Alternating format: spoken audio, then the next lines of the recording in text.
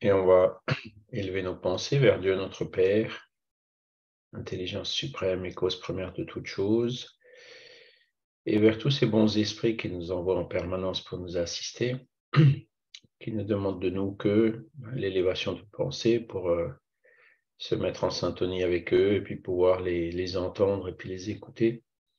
Et c'est ce que nous faisons aujourd'hui, donc, par ce cours, en étudiant ces différents aspects de la philosophie qui nous aident à pouvoir devenir chaque jour un peu meilleur que la veille, à donner l'exemple autour de nous et ainsi contribuer au changement de notre société en mieux. Et nous espérons aussi que ces lectures soient utiles pour les esprits qui pourraient nous accompagner dans nos domiciles respectifs où qu'ils soient. Voilà. Alors, je vais partager l'écran. Par contre, j'ai qu'un seul écran, donc j'espère que ça va aller quand même. Alors, je vais partager l'écran entier, puisque sinon, je n'arriverai pas à changer de fenêtre. Voilà, j'espère que vous voyez mon écran. Vous voyez le programme, c'est ça? On voit très bien, oui. D'accord. Bon, donc on est le 27, 27 novembre. La semaine dernière, on avait vu la vie dans le monde spirituel, on a vu le phénomène de la mort, qu'est-ce qui se passe quand on meurt. Aujourd'hui, on va voir la deuxième partie, c'est qu'est-ce qui se passe une fois qu'on est de l'autre côté, qu'est-ce qu'on fait, avant de voir la troisième partie qu'on verra la semaine prochaine, donc qui est la vie dans le monde spirituel, donc relation dans l'au-delà, sympathie et antipathie, c'est la loi d'affinité, et les esprits protecteurs qu'on invoque souvent dans les prières. Voilà. Et donc, après, il y en aura encore deux, le 11 et le 18. Donc, le 4, je serai en Espagne, donc je serai de nouveau dans un autre hôtel, en espérant, là-bas, je pense que ça ira mieux. Et donc, la vie dans le monde spirituel, le phénomène, la vie dans le monde spirituel, c'est ça. Hop. Alors, on va y aller. Bonjour. Bonjour. Alors, il faut que je regarde de temps en temps la salle d'attente. Oui, à Géraud. Voilà. J'espère que ça ne vous dérange pas trop le fait de... Alors, la vie dans le monde spirituel, nous y voilà. Donc, la semaine dernière, on avait vu ces questions de l'individualité, que l'individualité de notre esprit se conserve. Donc, quand on ne perd pas notre personnalité, on ne devient pas non plus un ange uniquement pour le fait de se désincarner, et ainsi de suite.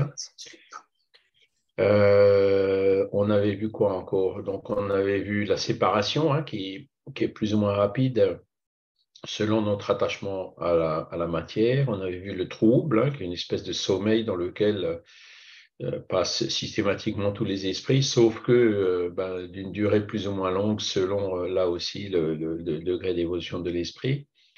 Et puis on avait vu aussi que la sensation chez les esprits, Kardec avait reçu des communications, il y en a d'ailleurs encore aujourd'hui, des esprits qui disent qu'ils ont chaud, qu'ils ont froid, qu'ils ont mal, et on a essayé d'expliquer aussi pourquoi on a encore ces sensations qui sembleraient liées au corps physique, mais dans le monde spirituel.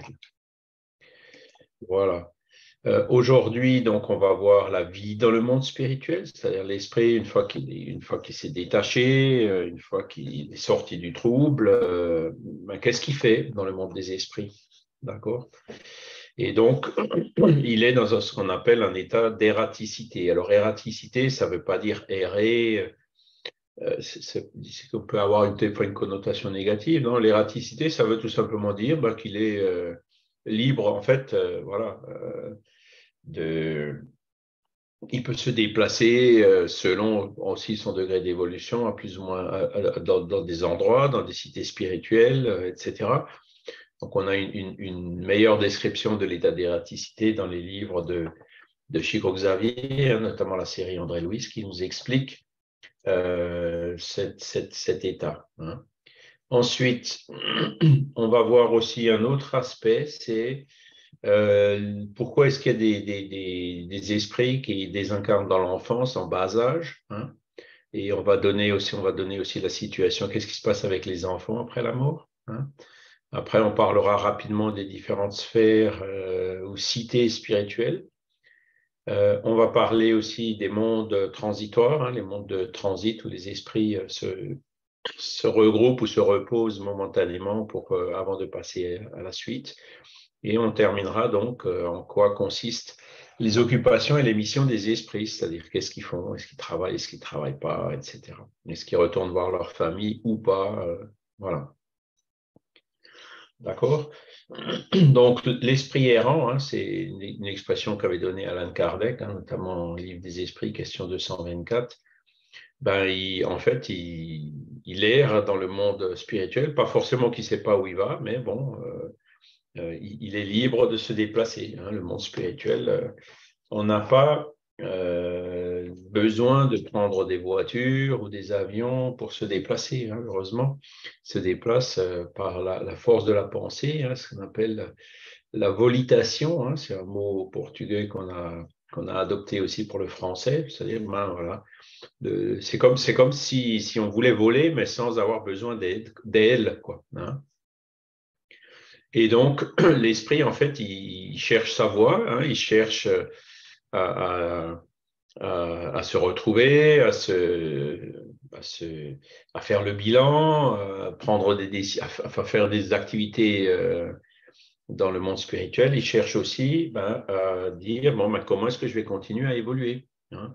Et pour ça, à notre niveau d'évolution qu'on a, nous, on a encore besoin de se réincarner. Donc, l'esprit, il va trouver un moyen pour programmer une réincarnation, des parents qui veulent bien l'accueillir, et puis avec des guides spirituels, choisir le genre de vie qu'il veut avoir et comment dire, des objectifs, hein, pour sa nouvelle vie, donc qui lui permettra de franchir une étape supplémentaire dans son évolution. D'accord? On peut évoluer dans le monde des esprits, mais pas aussi rapidement qu'en se réincarnant, hein. En se réincarnant, c'est là où vraiment on évolue. Et puis, il y a aussi des choses qu'on ne peut faire qu'en se réincarnant, hein. Par exemple, ce qu'on appelle l'expiation, hein, c'est souffrir les conséquences de la loi de cause à effet, des choses qu'on a pu faire et qui ne sont pas très bonnes. Et, et la réparation, hein, quand on a causé du tort à quelqu'un, on est souvent obligé de revenir aussi pour réparer les torts qu'on a pu causer. Et ça, ce sont des choses qui se font presque exclusivement dans le monde une fois, quand on est incarné, hein, avec ce processus d'oubli des vies passées qu'on a déjà vu dans le cours, on a parlé de réincarnation. Voilà. Ensuite, cet état d'ératicité, combien de temps il peut durer? Alors, les esprits nous disent de quelques heures à quelques milliers de siècles. Alors, vous voyez, quelques heures, c'est quand même assez rare, hein, qu'un esprit qui se désincarne se réincarne quelques heures après, hein, mais ça peut arriver, c'est ce qu'ils disent, hein. Et à quelques milliers de siècles, alors regardez bien, milliers de siècles, hein, des dizaines de siècles, ça fait un millénaire. Donc, milliers de siècles, ça fait 10 000 ans, hein, c'est énorme. Et donc, non, 100 000 ans, pardon. Hein, donc, 100 000 ans, quand on... Attendez voir, est-ce que c'est... Oui, milliers de siècles. Siècle, c'est 100 ans, 1000, ouais, c'est 100 000 ans, c'est ça, hein. Donc, quand on remonte 100 000 ans en arrière, on en était encore à Néandertal, hein. Cro-Magnon n'avait pas encore pris la place de Néandertal. Donc, il y a des esprits qui ne veulent pas se réincarner, hein, donc qui, selon leur liberté, le libre arbitre qui est toujours respecté, hein, s'ils ne veulent pas se réincarner, ils ne se réincarnent pas. Personne ne va les forcer à se réincarner, hein. Les bons esprits ne vont jamais contre le libre arbitre de quiconque. Hop. Je regarde de temps en temps s'il y a quelqu'un dans la salle de... Voilà. Dans la salle d'attente, je vais laisser la fenêtre dans un coin. Voilà. Voilà, c'est avec un seul écran, c'est pas si facile. Voilà. Donc, de quelques heures à quelques milliers de siècles, il n'y a pas de limite extrême assignée à l'état errant qui peut se prolonger fort longtemps, mais qui cependant n'est jamais perpétuel. Donc ça peut durer très longtemps, mais ça ne durera pas éternellement. Parce que l'esprit, tôt ou tard, même s'il ne veut pas se réincarner, il comprendra qu'il n'arrivera à avancer significativement qu'en se réincarnant. Il voit les autres esprits qui étaient avec lui, qui se réincarnent, qui avancent beaucoup plus vite que lui. Donc forcément, à un moment donné, même s'il a beaucoup de réticence, il va finir par se décider à se réincarner quand même. Nous tous qui sommes ici ce soir et tous ceux qui sont sur la Terre ont bien décidé de se réincarner. C'est pour ça qu'on est là. Hein. Voilà, donc forcément, un jour ou l'autre, on se décidera, même si ça peut durer très longtemps. L'esprit trouve toujours tôt ou tard à recommencer une existence qui sert à la purification de ses existences précédentes. Donc c'est ce que je vous disais, beaucoup de choses que ne peuvent se faire qu'en se réincarnant. Hein. L'expiation, la réparation ne peut se faire qu'en se réincarnant. Et l'état réincarné, c'est là où vraiment est le test. Est-ce qu'on a vraiment compris? Est-ce qu'on a vraiment réussi à inscrire en nous ce changement durable dans nos dispositions pour aller vers le bien? Hein? C'est que quand on se réincarne, qu'on en est vraiment sûr, comme on dit.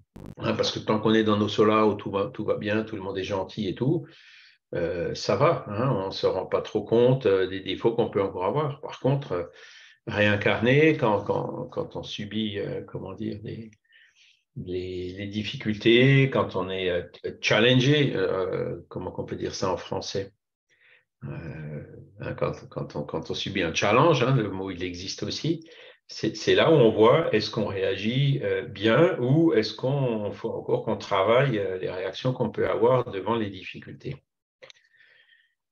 Donc ça, c'est la durée de l'élasticité. Et donc Kardec demande aussi, cette durée est-elle subordonnée à la volonté de l'esprit ou peut-elle être imposée comme expiation? C'est-à-dire, est-ce qu'on peut imposer à un esprit une durée longue avant qu'il puisse se réincarner?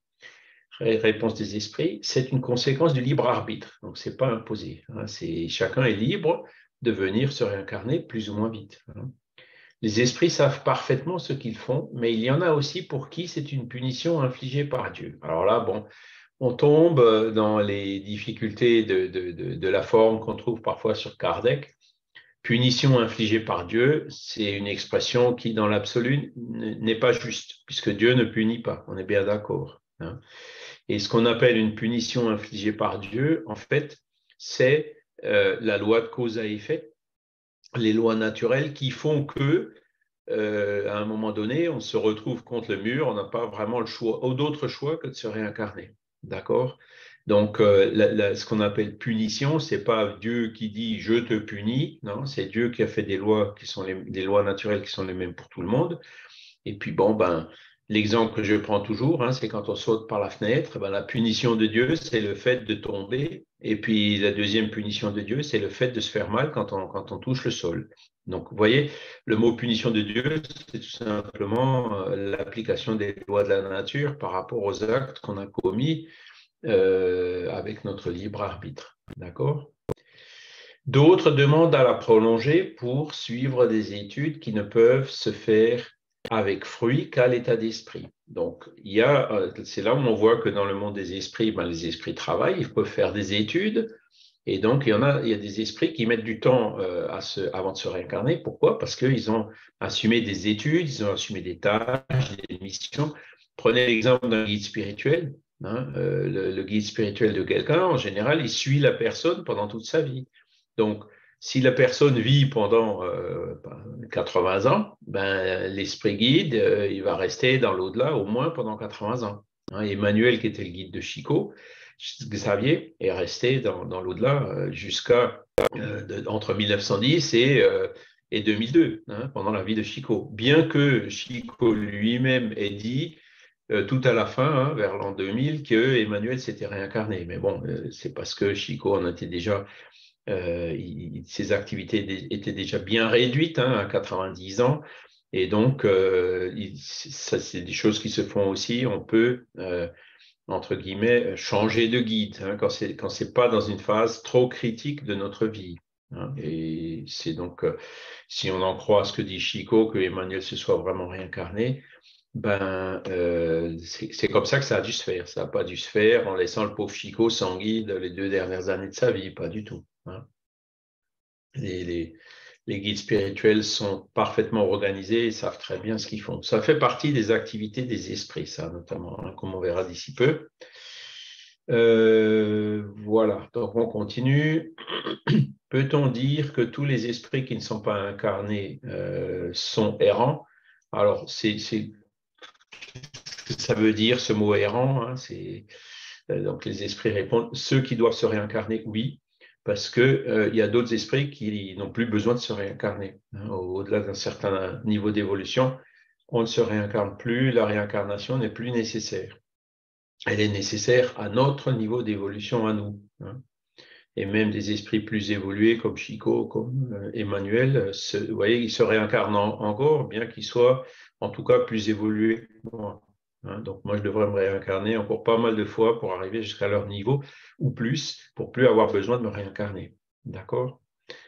Et donc, tous ces esprits qui doivent encore se réincarner, hein, qui sont dans cet état d'ératicité entre la désincarnation et leur prochaine incarnation, c'est ce qui caractérise justement cette définition, cette expression d'esprit errant. D'accord?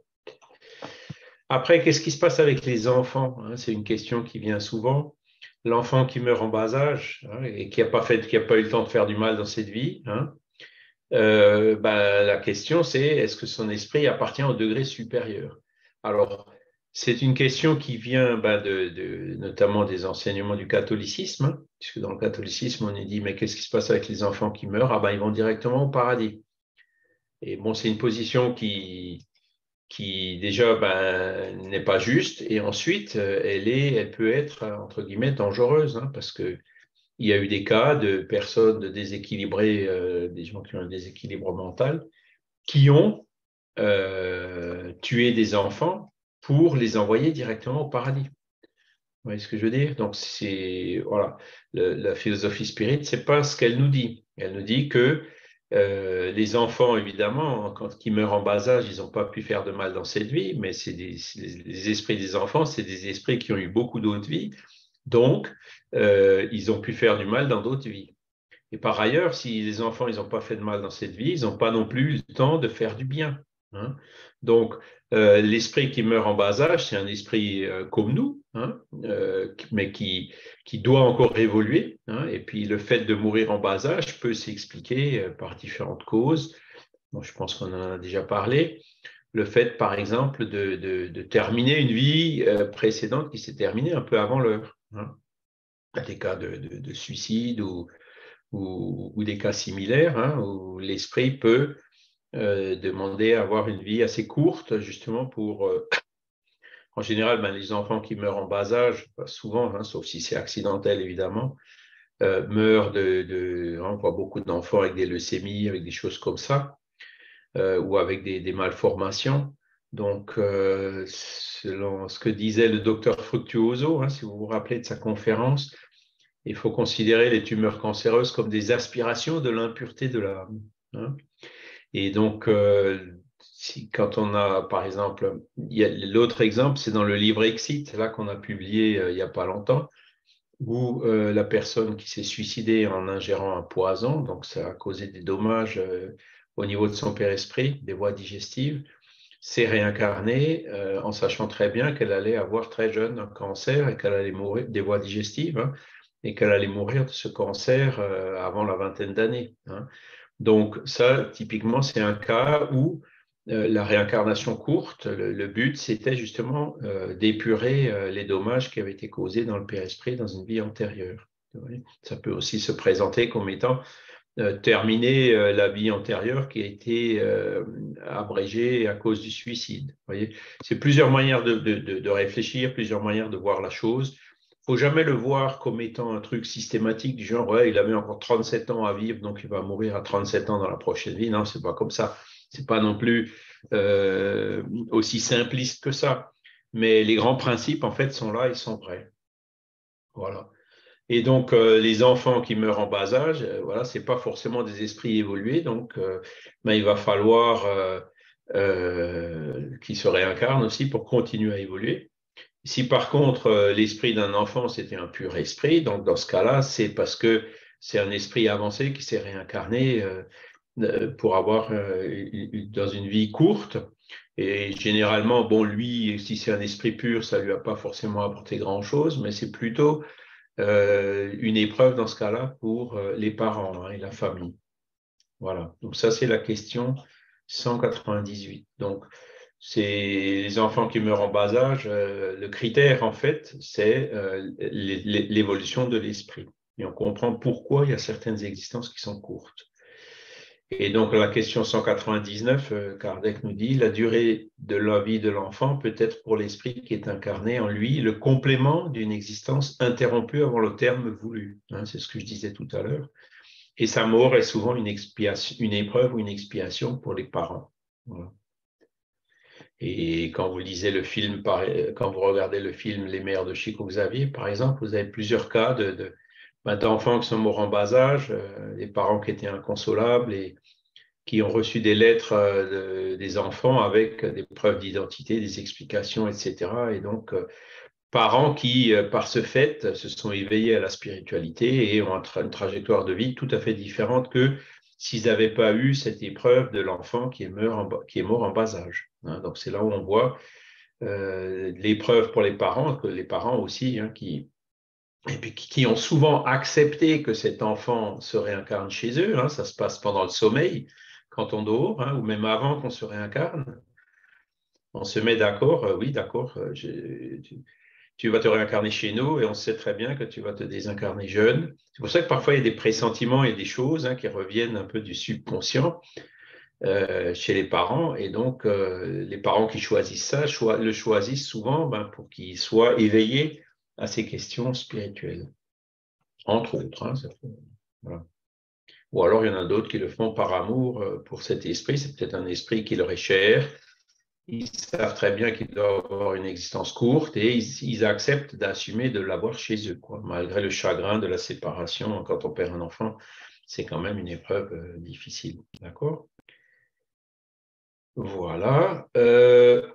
Alors, les esprits. Hein, suivant que l'esprit est plus ou moins épuré et dégagé des liens matériels, le milieu où il se trouve, l'aspect des choses, les sensations qu'il éprouve, les perceptions qu'il possède, varient à l'infini. Tandis que les uns ne peuvent s'éloigner de la sphère où ils ont vécu, d'autres s'élèvent et parcourent l'espace et les mondes. Hein. Tandis que les uns se retrouvent coincés dans le seuil, dans le bas astral, comme André Louise les premières années après sa désincarnation. Hein. Il se retrouve là-bas par affinité. Hein. C'est parce que, plus ou moins épuré, André Louise, il n'était pas très, très épuré dans certains domaines, hein, notamment les abus qui ont causé sa mort précipitée. Eh ben, il s'est retrouvé dans un milieu où d'autres esprits avec les mêmes défauts, hein, par affinité, encore une fois, se sont retrouvés dans l'au-delà. Hein. Et c'est que, au bout d'un certain nombre d'années, quand il a lui-même fait en lui, hein, en disant, élever son âme à Dieu, enfin voilà, un certain repentir qui se met en place, etc.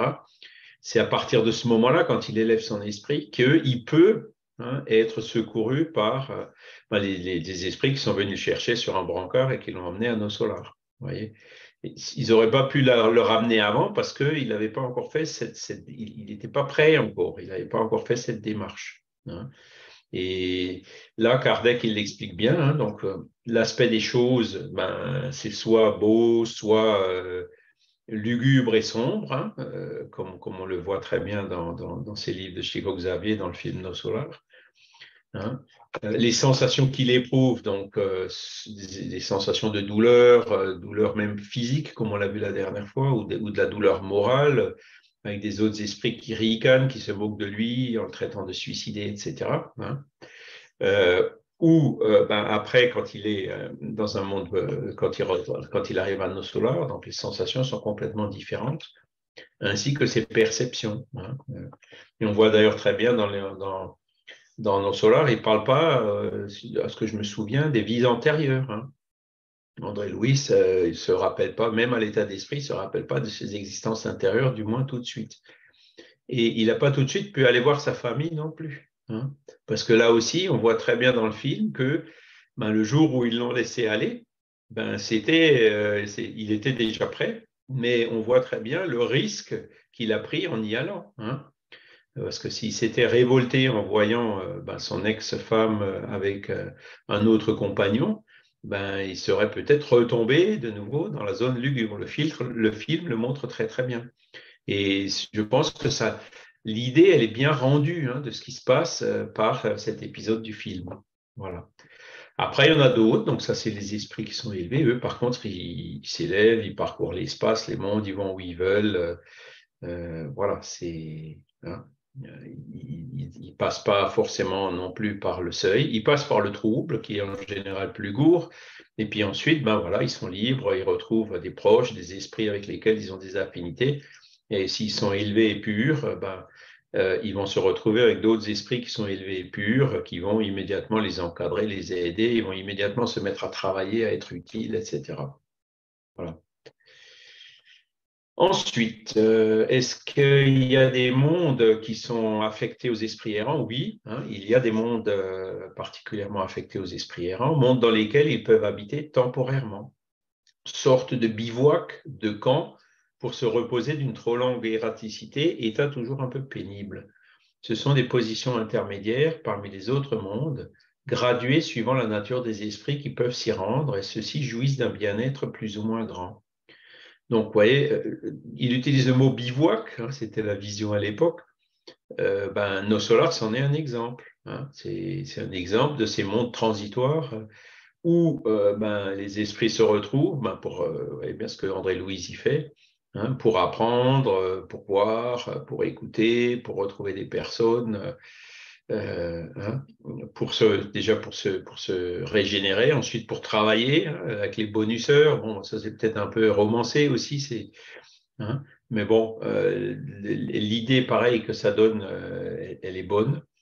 Et par exemple, la mère d'André Louis, hein, qui vient le visiter à Nos Solars, qui vient d'un monde encore plus élevé, je crois même qu'elle l'a emmené un jour dans ce monde-là temporairement. Il a pu aller voir pour voir ben, qu'est-ce que ce sera l'étape d'après, hein, mais il n'a pas pu y rester parce que son niveau d'évolution n'était pas encore compatible avec ce monde plus élevé, hein. On se retrouve chaque fois dans un monde qui correspond à notre niveau d'évolution.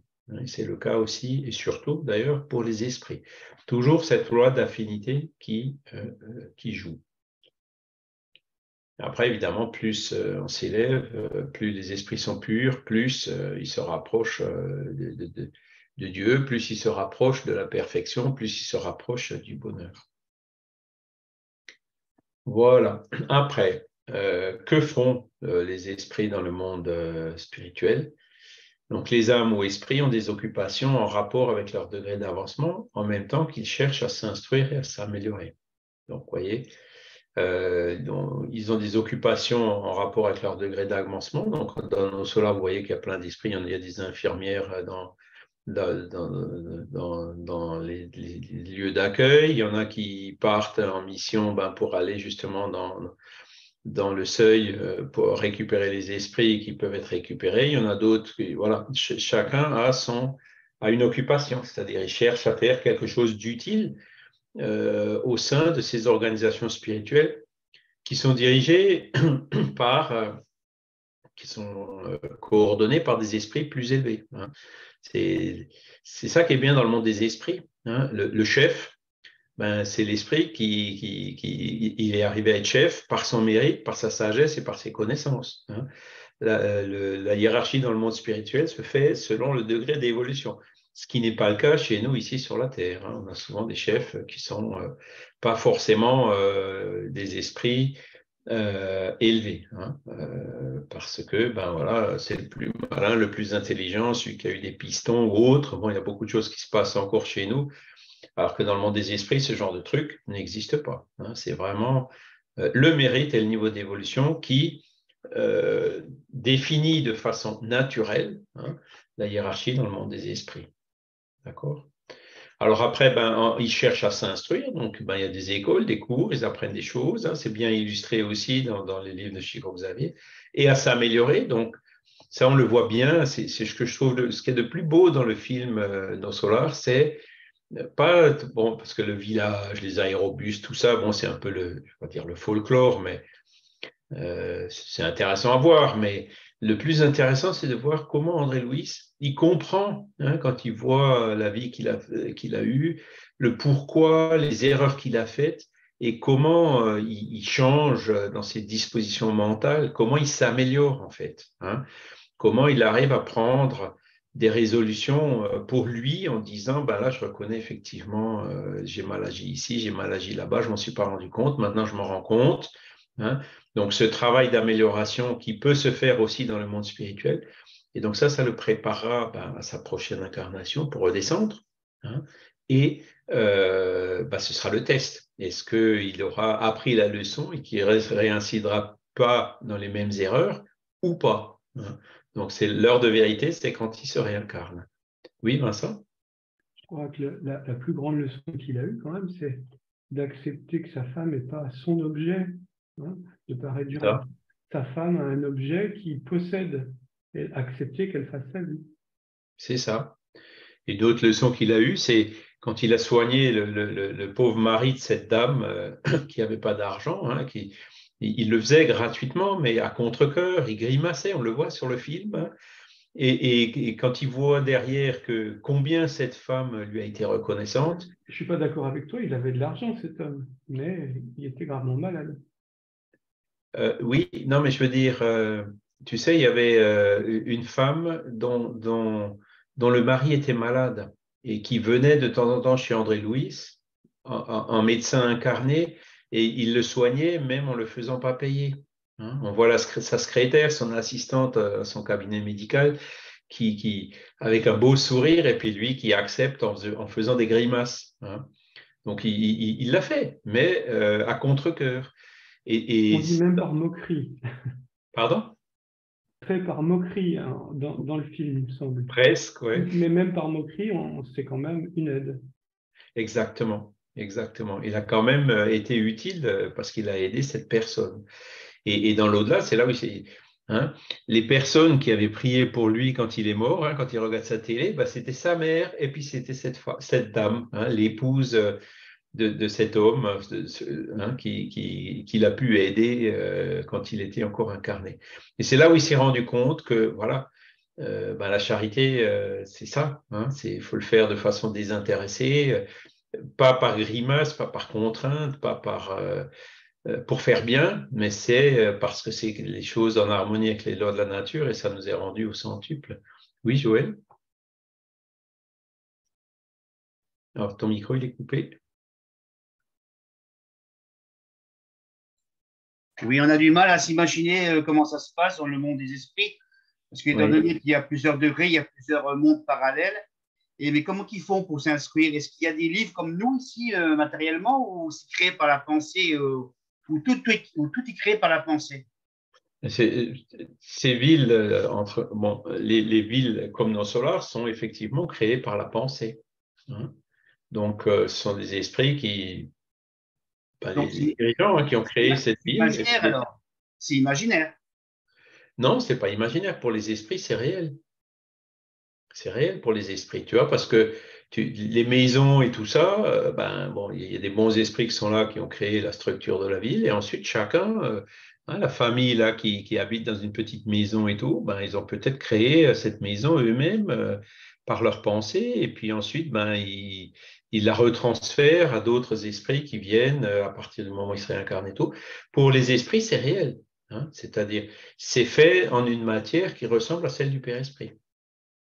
Et il y a d'ailleurs une discussion qui se fait, c'est que, par exemple, ici sur la Terre, les esprits arrivent à traverser les murs, hein, parce que leur Père-Esprit, il est tellement léger qu'il arrive à passer à travers la matière, hein, notre matière à nous. Par contre, dans le monde spirituel, hein, ils n'arrivent pas à traverser les murs. Par exemple, nos solars, il y a un mur autour, hein, avec des portails et tout. Et les esprits n'arrivent pas à traverser ce mur. C'est-à-dire, que le Père Esprit n'arrive pas à traverser ces parois de ces bâtiments qui sont faits de la même matière que le Père Esprit. Hein. C'est certainement au niveau vibratoire quelque chose qui les empêche de passer. Et à l'épisode de cette dame qui avait commis des avortements, qui avait des tâches là, hein, qui implorait de pouvoir pas rentrer dans la cité à un des portails, et puis l'instructeur qui l'avait pas laissé rentrer. Hein, je ne sais pas si ça vous dit quelque chose, c'est dans le livre. Hein. Pas Et dans le donc, film, hein. elle ne pouvait pas rentrer et ils l'ont pas laissé rentrer parce que. Dans le film, ça n'a pas été reproduit. Hein. Voilà, ça c'est un épisode qui n'a pas été repris dans le film, mais qu'on voit très bien dans le livre. Donc, les esprits, donc pour eux, tu vois, c'est vraiment réel. Hein, Joël, c'est un mur, c'est un mur. Hein, et puis une maison, c'est une maison. Donc, hein, les fameux palais, toutes ces choses-là, dans le monde spirituel, c'est réel. Hein, c'est fait de cette matière, de cette semi-matière périspritale. Or, nous, évidemment, on ne le voit pas. Hein. Une des questions qu'on peut se poser, c'est que comme nos solars est quelque part au-dessus de, je ne sais pas, en l'occurrence du Brésil ou quelque part, à quelle altitude ça se trouve? Est-ce que les avions, par exemple, passent au travers? Ou même si c'est plus haut, est-ce que quand il y a une fusée ou quelque chose qui passe, est-ce que ça passe au milieu de l'eau solaire? C'est des questions qu'on peut se poser. Hein. Mais je pense que ça leur poserait pas trop de soucis, pas trop de conséquences, si tant est même qu'ils puissent prévoir qu'une fusée arrive et donc de déplacer légèrement la cité pour que la fusée elle passe à côté de nos solars et pas dedans, tu vois. Mais donc tout ça pour illustrer que c'est réel. Pour nous, on ne le voit pas, hein, c'est pas tangible, mais pour les esprits, c'est réel. Étant donné que quand on s'en va, on est une buée, quoi. C'est en forme de buée, je veux dire, normalement, on devrait traverser, il n'y a pas de haut, il n'y a pas de bas, normalement, on devrait traverser partout. Les murs, l'eau, le feu, tout. Matériel, oui, Oui, mais on a quand même notre père-esprit. Et notre père-esprit, il est réel pour les esprits. Tant est qu'il y a des esprits qui disent, mais j'ai encore mon corps, et qui sont convaincus qu'ils ne sont pas morts. Tu vois? Pourquoi? Parce que leur père-esprit, leur corps, pour eux, il est réel. Mais nous, on en a aussi un. Il dépasse un peu, on ne le sent pas, on ne le touche pas, mais on en a un aussi. Hein. Et dans les phénomènes d'extériorisation de l'âme, hein, d'Urville et Lancelin et d'autres, ils arrivent très bien à photographier le corps vital, le père-esprit, hein, indépendamment du corps. Ils arrivent même à l'extérioriser, à voir le corps sur une chaise et puis le père-esprit qui est à côté. Et donc ce père-esprit, pour l'esprit, c'est réel. Et même pour nous, c'est réel. Mais il n'est pas tangible. Il n'est pas dans notre espace-temps. Il n'est pas fait de protons, de neutrons, d'électrons, de particules, comme la matière qui compose notre corps physique. Mais c'est quand même de la matière et c'est quand même réel. Et ça, c'est un des grands enseignements que le spiritisme est venu apporter en disant, ben voilà, l'âme, c'est pas quelque chose d'abstrait, c'est quelque chose de réel, hein, de par le Père-Esprit qui l'accompagne en permanence. Et c'est grâce au Père-Esprit que l'âme arrive à agir sur le corps, arrive à travailler sur le cerveau, arrive à me faire parler, à me faire lever les mains, et à vous aussi, c'est l'interaction entre l'âme qui commande, le Père-Esprit qui transmet au corps dans les centres moteurs du cerveau, et ensuite les centres moteurs qui font que je parle ou je lève ma main. Donc le Père-Esprit, c'est quelque chose de tout à fait réel, même chez nous. Oui, Vincent? Alors, bon, alors, juste vous le rajouter, même si la science, pour l'instant, ne l'étudie pas. Hein, la science matérialiste n'étudie pas le Père-Esprit, mais la science spirit, si. Oui, Vincent? Est-ce qu'on pourrait, alors, on va finir le paragraphe, là, après on passera au support. Il y a à page 412, il y a l'histoire du petit poisson rouge, là.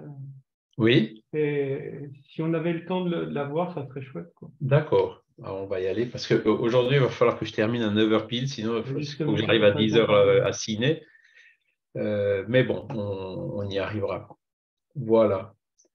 Les occupations des esprits sont-elles incessantes? Est-ce qu'ils travaillent tout le temps? Incessantes, oui, si l'on entend que leur pensée est toujours active, car ils vivent par la pensée. Hein. Mais il ne faut pas assimiler les occupations des esprits aux occupations matérielles des hommes. hein. Cette activité même est une jouissance par la conscience qu'ils ont d'être utiles. Donc, les esprits, en fait, sont heureux de pouvoir travailler. Ce serait bien si on pouvait être la même chose ici sur la Terre, hein. Il y en a qui le sont, heureusement, mais pas tous, hein. Souvent, le travail sur la Terre, c'est une contrainte. Et dans le monde des esprits, ça l'est beaucoup moins. Déjà, personne ne va vous forcer à travailler si vous ne voulez pas, hein. Il y a le libre arbitre qui est respecté. Et ensuite, le travail que font les esprits, c'est vraiment pour se rendre utile, pour évoluer. Ça les aide à évoluer. Et en aidant les autres aussi à évoluer, hein. Donc, ils sont en fait heureux de pouvoir travailler. Alors, est-ce que leur pensée est toujours active? En fait, le trouble, comme on a vu au niveau de la séparation, hein, les esprits qui viennent d'arriver dans le monde spirituel, pareil, la littérature nous dit qu'ils dorment de temps en temps. Ils ont encore besoin, entre guillemets, de sommeil.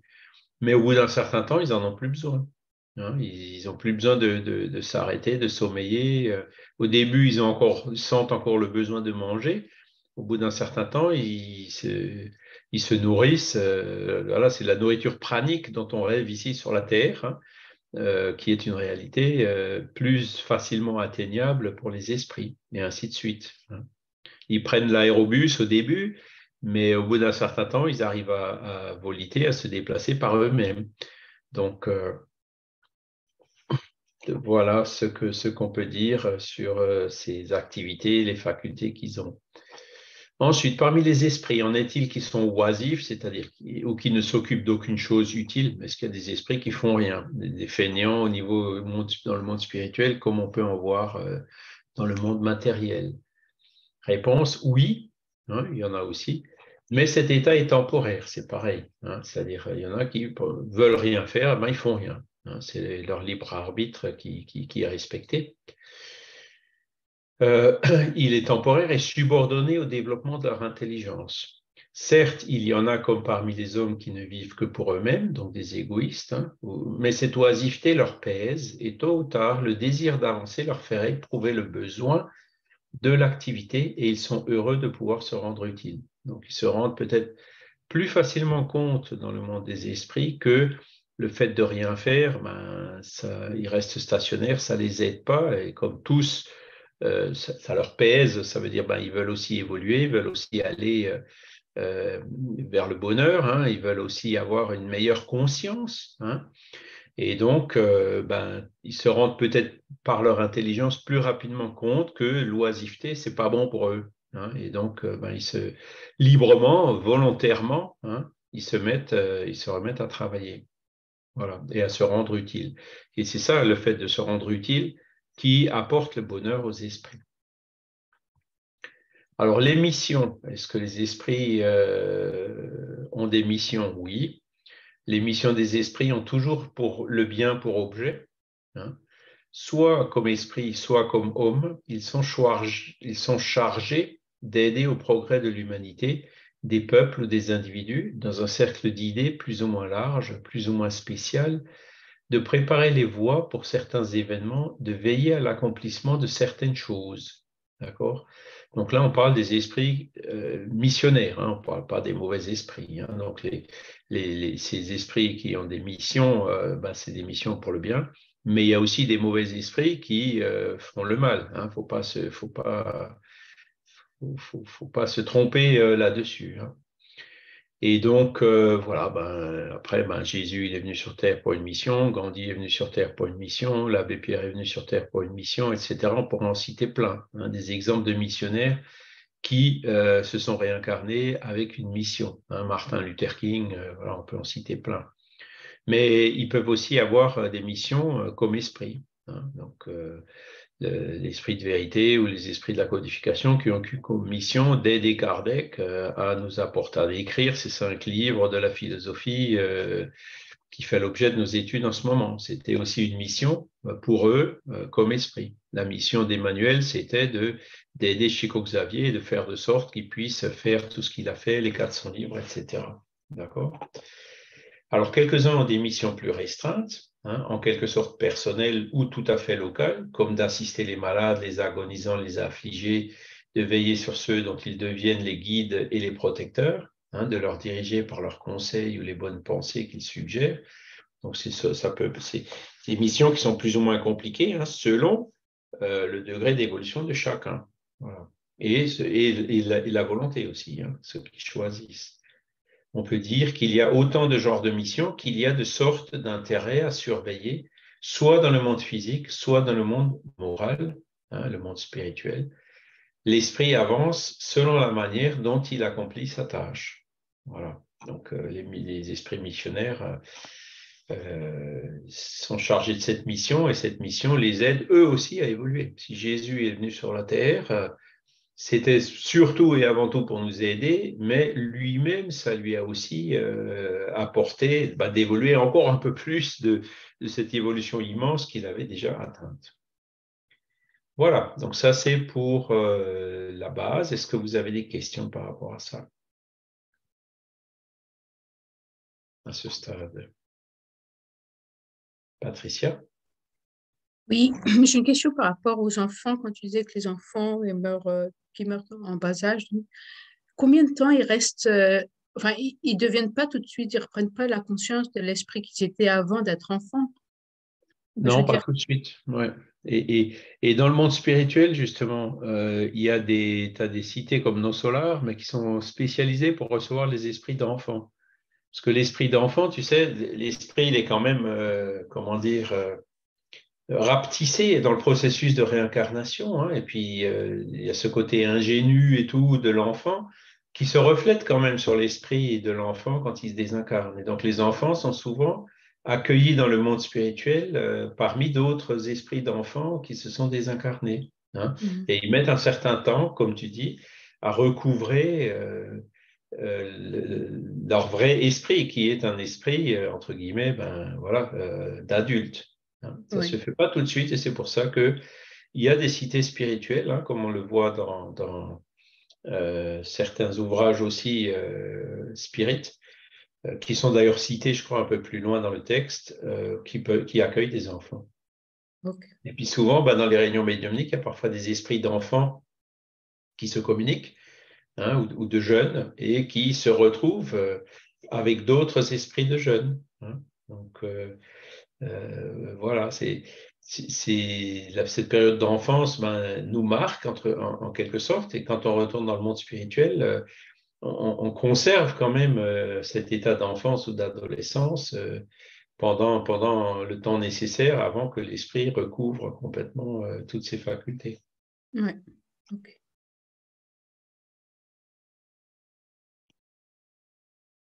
Alors, le texte, donc voilà, vous avez les 6 chapitres, hein, donc les esprits errants, cause spirituelle de la désincarnation, sort des enfants après la mort, colonie spirituelle de la terre, hein, donc autour de la terre, monde transitoire, occupation et mission des esprits.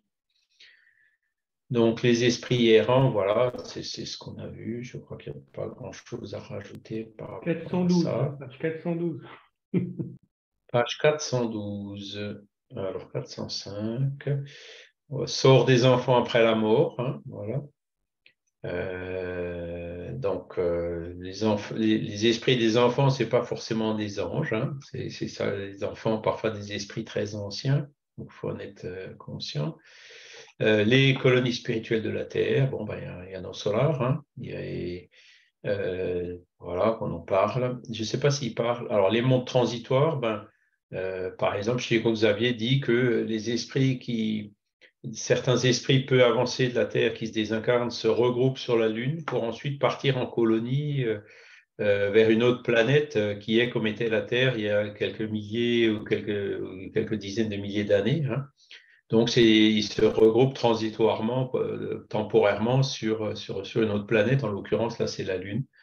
Donc, voilà, hein, c'est comme les oiseaux migrateurs qui s'arrêtent de temps en temps. C'est un parallèle qu'on peut donner. Les missions des esprits, je pense qu'on l'a vu aussi. Hein, le travail apporte des satisfactions dans le monde des esprits, puisque l'esprit voit justement comment il avance, comment il progresse. Hein. Voilà. Et page 412, la légende du petit poisson rouge. Alors, on va la lire, c'est ça? Allons-y. Je ne sais pas si on aura La le temps. légende. Pardon? Je sais pas si on aura le temps. Si, ah écoute, on va y aller. Alors, au centre d'un magnifique jardin se trouvait un grand lac pavé de carreaux d'un bleu turquoise.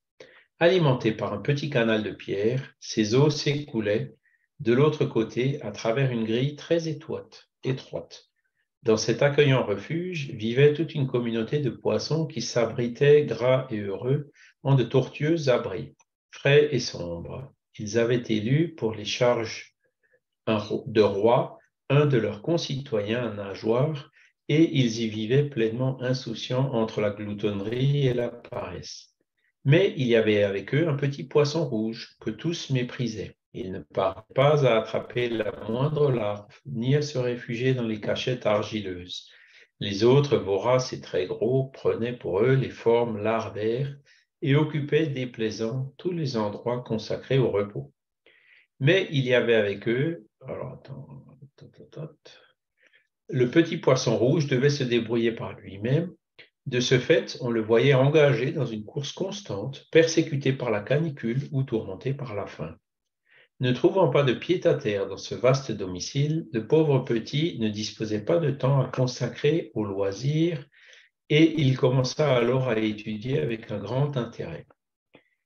Il fit l'inventaire de tous les carreaux qui décoraient les bords du plan d'eau, inventoria tous les trous qui y existaient et il savait avec précision où se réunissait la plus grande quantité de boue à l'occasion des pluies. Après une longue période de recherche, il vint à trouver la grille de l'orifice d'écoulement. Face à l'opportunité inattendue d'une aventure bénéfique, il pensa en son fort intérieur.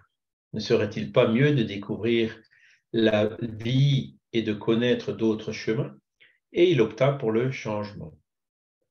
Bien que l'abstention complète du moindre confort les conduit à une grande maigreur, il perdit plusieurs écailles dans une grande souffrance lorsqu'il traversa le passage extrêmement étroit.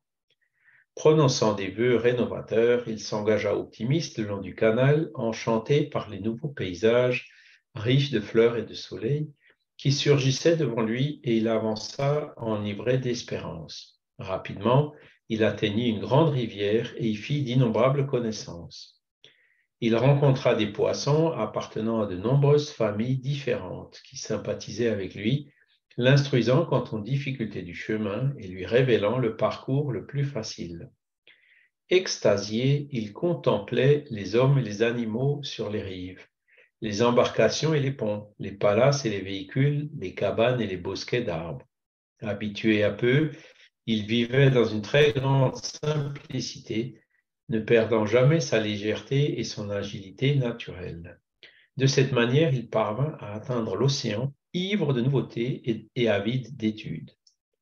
Mais d'emblée, fasciné par la passion d'observer, il s'approcha d'une baleine pour qui toute l'eau du lac où il vivait ne représenterait rien d'autre qu'une faible ration.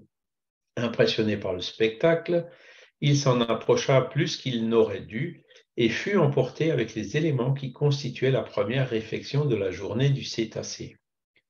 Se trouvant dans une situation difficile, le petit poisson se mit à prier le dieu des poissons, lui demandant sa protection à l'intérieur du ventre du monstre, et malgré les ténèbres au milieu desquelles il demandait son salut, sa prière fut entendue, car le brave cétacé commença à octer, puis finit par vomir, le rendant au courant marin. Le petit voyageur, reconnaissant et heureux, se mit à la recherche de compagnies sympathiques et apprit à éviter les dangers et les tentations. Pleinement transformé dans ses conceptions du monde, il commença à observer les infinies richesses de la vie. Il trouva des plantes lumineuses, des animaux étranges, des étoiles mouvantes et des fleurs différentes au sein des eaux. Mais il découvrit surtout l'existence de beaucoup de petits poissons aussi studieux et fins que lui, auprès desquels il se sentait merveilleusement heureux. Il vivait à présent, souriant et calme, dans le palace de corail qu'il avait choisi avec une centaine d'amis comme résidence bienheureuse, quand, se référant à ses débuts laborieux, il vint à savoir que ce n'était que dans la mer que les créatures aquatiques disposaient de la plus solide garantie, du fait qu'au moment où l'été se faisait plus ravageur, les eaux d'autres profondeurs continuaient à couvrir l'océan. Le petit poisson pensa, Et sentant une immense compassion pour ceux avec qui il avait vécu dans son enfance, il décida de se consacrer à l'œuvre du progrès et de leur sauvetage. Ne serait-il pas juste de revenir leur annoncer la vérité? Ne serait-il pas noble de les soutenir, leur présentant à temps de précieuses informations? Il n'hésita pas. Fortifié de la générosité des frères bienfaiteurs qui vivaient avec lui dans le palace de Corail, il entreprit le long voyage de retour. Revient à la rivière, à partir de laquelle il se dirigea vers les ruisseaux, et des ruisseaux, il prit la direction des petits canaux qui le conduisirent à son premier foyer. Svelte et satisfait comme toujours par la vie d'études et de travail à laquelle il se dévouait, il franchit la grille et chercha anxieusement ses vieux compagnons. Stimulé par la prouesse d'amour qu'il effectua, il imagina que son retour créerait surprise et enthousiasme général. Effectivement, la collectivité entière célébrerait son action, mais il observa bien vite que personne ne bougeait. Tous les poissons demeuraient là, lourds et paresseux, installés dans les mêmes nids boueux, protégés par des fleurs de lotus, d'où ils sortaient seulement pour se disputer des larves, des mouches ou autres vers sans importance. Il cria qu'il revenait à la maison, mais personne ne lui prêta attention, car personne ici ne s'était rendu compte de son absence. Ridiculisé, il alla à la rencontre du roi aux énormes ouïes et lui raconta son aventure révélatrice. Le souverain, quelque peu endormi par son habitude de la grandeur, réunit le peuple et permit que le messager s'expliquât. Profitant de l'occasion, le bienfaiteur méprisé raconta avec éloquence ce qu'il y avait un autre monde liquide, glorieux et sans fin. Cette mare était insignifiante et pouvait disparaître d'un moment à l'autre. Au-delà de la grille d'écoulement toute proche, se déployait une autre vie et une autre expérience. Là-bas au dehors couraient des ruisseaux ornés de fleurs, des rivières impétueuses, remplies d'êtres différents, et enfin la mer, où la vie apparaît à chaque fois plus riche et plus surprenante. Il décrivait le travail des mulets de mer et des saumons, des truites et des squales. Il donna des informations sur le poisson-lune, sur le poisson-lapin et le coq de mer. Il raconta avoir vu le ciel plein d'astres sublimes et ajouta qu'il avait découvert des arbres gigantesques, des bateaux immenses, des villes côtières, des monstres terrifiants, des jardins immergés, des étoiles de l'océan.